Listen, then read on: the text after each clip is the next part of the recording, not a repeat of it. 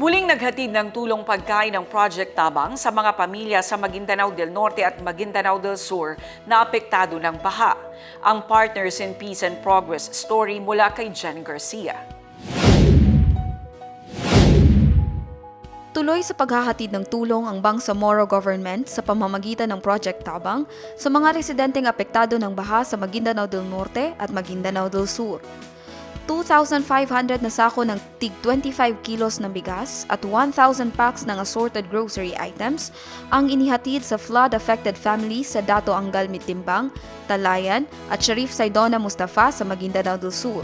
Gayon din sa Mother Kabuntalan at Northern Kabuntalan sa Maguindanao del Norte.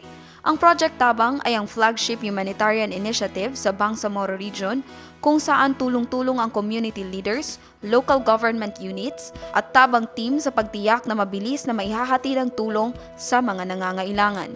Jeneza Garcia, iMinds, Philippines.